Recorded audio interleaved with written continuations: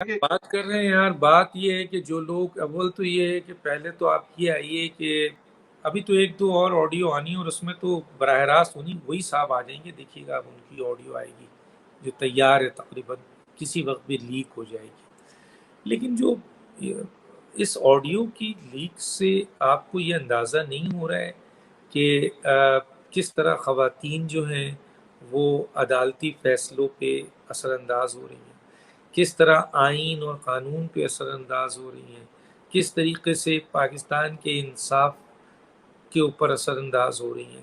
تو یہ کوئی معمولی بات تو نہیں ہے۔ آپ میری بیوی کی آڈیو آئی یا میری خوش دامن کا آڈیو آئے یا میرے، اور اس میں گفتگو کیا ہو رہی ہے، میسیجز کی بات کی جا رہی ہے، واٹس ایپ کی بات کی جا رہی ہے، ماشاء اللہ نہیں لگ رہا ہے ہم نے یہ کہہ دیا، تو یہ وہ اور یہ دنیا میں چاروں طرف گھوم رہی ہے بات۔ اب تو جناب بلومبرگ نے بھی یہ کہہ دیا کہ عمران خان جو اس ملک کو تباہ کر رہے ہیں انتشار پھیلا کے، اس کے سب سے بڑے سہولت کار تو موجودہ چیف جسٹس عطا بندیال کا نام لیا، ایبیٹیٹ کا نام لیا انہیں۔ اب ایبیٹیٹ کی انگلش میں اردو کر لیں تو سہولت کار بھی ہوتا ہے، سپورٹر بھی ہوتا ہے، سپورٹ کرنے والا بھی ہوتا ہے، حمایت کرنے والا بھی ہوتا ہے۔ تو میں بول رہا ہوں دنیا کا، آپ بول رہے ہیں سوشل میڈیا بول رہی ہے صرف، یہ تو دنیا کا 3 بڑے اخبارات، 3 بڑے جریدے جناب، ٹائمز، آپ کے میگزین، آپ کے اس کے بعد Wall Street Journal and then Bloomberg, اس نے تو باضابطہ کہا ہے کہ عمران خان ملک کو انتشار کی طرف لے جا رہے ہیں، بحران کی طرف لے جا رہے ہیں، اور اس کو مکمل سپورٹ ہے ملک کی سب سے بڑی عدالت کی سب سے بڑی جج چیف جسٹس عطا بندیال کا۔ ایک طرف یہ سٹیٹمنٹ لیجئے، دوسری طرف آپ یہ دیکھ پڑھیں بلومبرگ کی یہ جو ذرا آئی ہے۔ خود اس میں جو بھی ہے ذرا بتائیں تاکہ سننے والوں کو مزید اس پہ اندر اس میں میں تو کیا بتا کیا رہا ہے۔ ہوں، اس میں تو انہوں نے کھول دیا، یہی بیسک ہے کہ عمران خان فوج کو نقصان پہنچا رہے ہیں، اداروں کو نقصان پہنچا رہے ہیں۔ عمران خان ملک میں یہ جو الیکشن تھا، پہلے اسمبلی توڑی، اسمبلی توڑنے کے بعد پھر یہ الیکشن کرانے کے چکر میں ہیں اور 11 سیاسی جماعتوں کے ساتھ بات نہیں کرنا چاہتے ہیں، ملک میں انتشار پیدا کر رہے ہیں، معاشی مسائل ہے، ملک ایک بڑا ایٹمی ملک ہے، یہاں پر ایسے حالات پیدا کر رہے ہیں، جلد سے جلد سی ریلیاں اس طرح پیدا کی جا رہی ہیں، اور ان کو سپورٹ ایک بہت بڑی ادارے کے سربراہ کر رہے ہیں جس کی بنیاد پر انتشار جو ہے وہ بہت زیادہ پھیل رہا ہے۔ تو یہ بہت تفصیل میں ہے، تو پڑھ لیجئے بلومبرگ کا آیا ہوا ہے، پڑھ لیجئے ٹائم میگزین، پڑھ لیجئے وال اسٹریٹ۔ میں اگر ابھی یہ پورا پڑھنا شروع کروں گا، میرے پاس ہے تو وہ بڑا لمبا ہو جائے گا، لیکن لب لباب یہی ہے کہ اس ملک کی تباہی، انتشار، بحران عمران خان صاحب کر رہے ہیں، کس طرح کر رہے ہیں وہ سب بتایا انہوں نے۔ اور لیکن جو سب سے بڑی بات بتائی ہے کہ ان کے سہولت ایبیٹیٹ، ان کے سہولت کار یا ان کے سپورٹر ان کو سپورٹ کر رہے ہیں عطا بندیال صاحب۔ عطا بندیال کوئی معمولی نہیں، میرے آدمی خیال نہیں میں خبر پہلے آ گئی تھی، ورنہ انہوں نے ان کی ساس کا بھی ذکر کرنا تھا میرے خیال میں۔ کس کے؟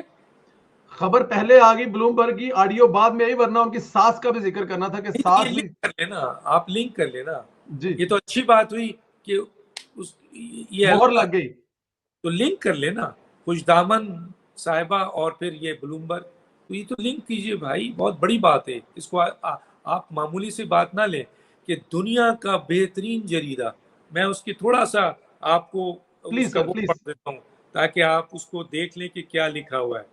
ایک منٹ میں آپ کو پڑھ کے سنا دیتا ہوں۔ Thank you sir.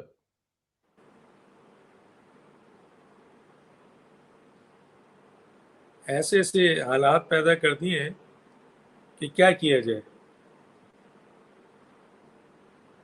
Imran Khan تیزی سے پاکستان کو بحران اور انتشار کی جانب دھکیل رہے ہیں، امریکی جریدہ بلومبرگ۔ سابق وزیر اعظم عمران خان نے قبل از وقت انتخاب کی خواہش میں پاکستان کو ایک آئینی بحران میں دھکیل دیا ہے۔ اس معاملے میں چیف جسٹس عطا بندیال، عمر عطا بندیال مرکزی کردار ادا کر چکے ہیں، جنہوں نے عمران خان کی جانب سے 2 صوبوں کی اسمبلیوں کو تحلیل کیے جانے کے بعد از خود نوٹس لے کر انتخابات کا حکم جاری کیا۔ اس کے بعد میں ایک خاص جملہ آپ کو بتاتا ہوں، بہت ڈیٹیل میں ہے لیکن میں آپ کو ایک خاص جملہ بتاتا ہوں جو بہت ہی امپورٹنٹ ہے۔ وہ یہ ہے کہ آئی کے Imran Khan seen as destabilizing force against Pakistan, abetted by Chief Justice Pakistan. Abetted.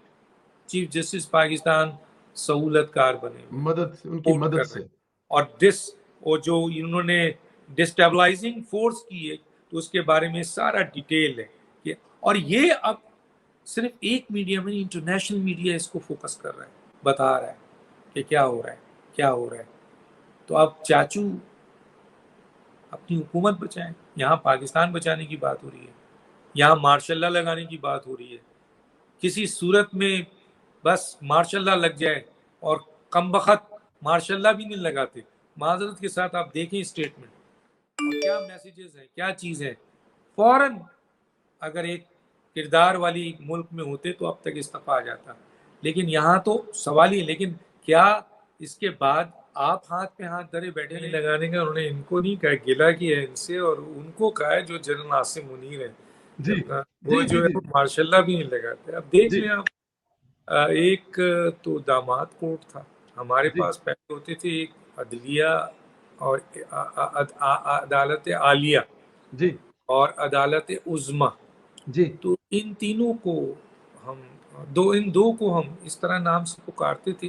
اور آج بھی عدالت کے لحاظ سے ہماری جو نگاہیں ہیں زبان پہ ہمارے عدالت عالیہ عدالت عظمیٰ، اور یہ اس حد تک اہم ترین جگہ ہوتی ہے کہ ہم یہ مقدس جگہ ہوتی ہے، لوگ اس کی عبادت کرتے ہیں کیونکہ یہ بہت اہم جگہ ہے. لیکن یار اب تو یہ لوگ سوشل میڈیا بھر گیا ہے ایسی سی باتوں سے، اور اس آڈیو لیک کے آنے کے بعد تو اب یہ دو چیزیں چل رہی ہیں. ایک تو یہ ہے کہ جی داماد کوٹ اور خوش دامن کوٹ. خوش دامن سمجھتے ہیں آپ اردو کا لفظ؟ جی ساڈے پنجابی چ ساس کہندے نے جی، ساس کوٹ اور یعنی خوش دامن کوٹ اور آپ کے داماد کوٹ. اب آپ یہ دیکھ لیں کہ ویسے تو عدالت بدنام ہوئی، یعنی وہ کہتے ہیں نا منی بدنام ہوئی، تو اس پہ ایک بڑا زبردست گانا. عدالت بدنام ہوئی تھی جسٹس منیر سے، لیکن جسٹس منیر کا تو ایک ہی فیصلہ تھا نا بھائی، اور وہ یہ تھا کہ جی جو ہائی کورٹ نے فیصلہ کیا تھا عدالت اس کا مارشاء اللہ کے حوالے سے اس کو ویلیڈیٹ کر دیا تھا. اس نے کہا نہیں جی صحیح ہے یہ. لیکن آج کی جو ثاقب نثار صاحب کی عدالت کے بعد ثاقب نثار، آصف کھوسا، عظمت سعید، اعجاز اور ابھی جو باقیات ہیں، انہوں نے تو عدالت کا کانسیپٹ ہی ختم کر دیا ہے. ان کے ایک فیصلے نہیں، وہاں تو صرف ایک فیصلے پہ آج جسٹس منیر کو پیٹ رہے تھے، یہاں تو فیصلوں کی لائن ہے.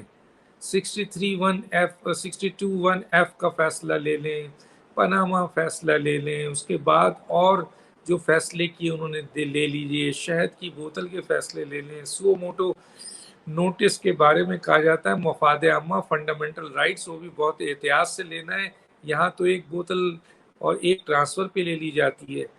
اس کے بعد ان کی باقیات ابھی موجود ہے جنہوں نے اتنے غلط فیصلے کیے. 63A لے لیجیے، 189 کی وائلیشن ہے، اس کے بعد آپ کے 2118 کی وائلیشن ہے، 2119 کی وائلیشن ہے، 224 جس کا یہ بہت زیادہ چرچا کر رہے ہیں اس کی بھی وائلیشن کر دی ہے. تو اب ایک داماد کوڈ ہے آج کل اور ایک خوش دامن کوٹ ہے. تو اب پاکستان میں تو ہماری یہی کوٹ ہے بھائی. ہماری جو کوٹ تھی عدالت عالیہ اور عدالت عظمیٰ پتہ نہیں کہاں کھو گئی ہے. ڈاکٹر صاحب ایک بحث بھی چل رہی ہے سوشل میڈیا پہ کہ کچھ بڑے اب ان کو جو بھی کہا جائے وہ صحافی ہیں، وہ فرما رہے ہیں جی کہ اگر بات لیڈیز کی کال ریکارڈ آؤٹ کرنے پہ آ گئی ہے تو پھر چھڑ دو، صلح کر لو. لیکن میرے خیال میں یہ لیڈیز کی کال آؤٹ نہیں ہے، یہ ملک کے مفاد کی بات ہے. تو آپ اس کو کیسے دیکھتے ہیں، اس بحث میں کیسے آپ حصہ ڈالتے ہیں؟ ماضی میں ایسے ججز رہے ہیں اور ابھی بھی ایسا جج ہے. جسٹس قیوم ملک صاحب نے استعفیٰ دیا تھا، اسی میں ہے. ابھی بھی جسٹس قاضی فائز عیسیٰ کی اگر ایسی آڈیو ہوتی اتنی ان کو تو کیا کچھ نہیں کیا گیا سپریم جوڈیشل کونسل میں تو کہتا ہوں جسٹس طارق مسعود بھی، جسٹس آپ کے امین بھی، اسی طرح اور بھی جو ججز ہیں معذرت کے ساتھ ابھی بھی ہیں، اور پاکستان میں ججز کی بہت اچھی تاریخ گزری ہے.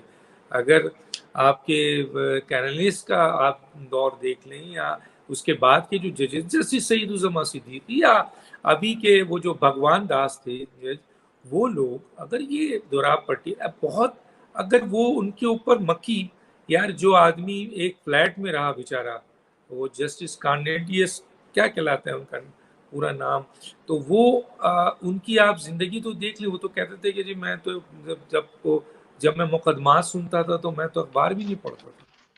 تو اتنے بڑے بڑے جج گزرے ہیں اور پاکستان کی ہسٹری میں ایسے لوگ ہیں، لیکن سوال یہ پیدا ہوتا ہے کہ ان کے ساتھ ایسا واقعہ نہیں ہوا. کیوں نہیں ہوا؟ کیونکہ ان کی خوش دامن کی بنیاد پر وہ فیصلے نہیں دیتے تھے. وہ بیٹے اور بیٹی کی خواہشات پہ فیصلے نہیں دیتے تھے، وہ داماد کی بنیاد پہ فیصلے نہیں دیتے تھے، وہ آئین اور قانون کی بنیاد پہ فیصلے دیتے تھے، اور وہ اس طریقے سے ایک شخص کی سہولت کاری نہیں کرتے تھے جس کی بنیاد پہ ان کے لیے آڈیوز آئی. اگر یہ آڈیوز ان کے لیے آتی تو وہ ایک لمحہ دیر نہیں کرتے اور استعفیٰ دے دیتے. ٹھیک ہے، ٹھیک ہے. ایک مطالبہ کیا جا رہا ہے کہ چیف جسٹس صاحب جو ہیں اس پہ از خود نوٹس لیں، اور یہ بھی کہا جائے کہ فرانزی کرایا جائے، اور اگر آڈیو اصلی ہے تو استعفیٰ دیا جائے. کیا آپ کو لگتا ہے کہ چیف جسٹس صاحب اس پہ از خود نوٹس لیں گے سر؟ اگر چیف جسٹس صاحب نے سو موٹو نوٹس لینا ہوتا تو چیف جسٹس صاحب کو تو ریفرنس پہنچ چکا ہے، ان کے اپنے اوپر ریفرنس ہے، 4 ججز کے اوپر ریفرنس ہے، ایک نہیں ہے کئی ریفرنس ہے، بار کونسل نے دیا ہوا ہے. تو وہ انہی ریفرنس کو سپریم جوڈیشل کونسل میں رکھ دیں. اس سے زیادہ میرٹ کی اور کیا بات ہوگی؟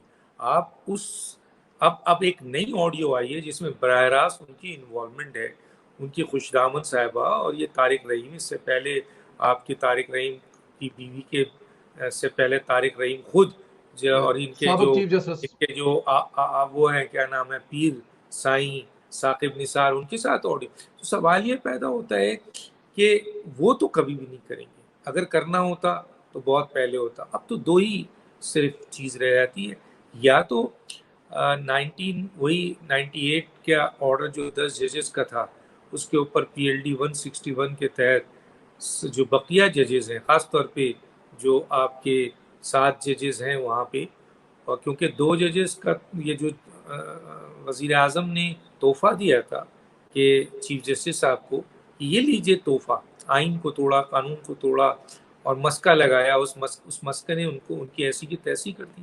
بتایا انہوں نے کہ ہمارے پاس تو 8 ججز ہیں، تمہارے 2 جونیئر دینے کی بنیاد پہ.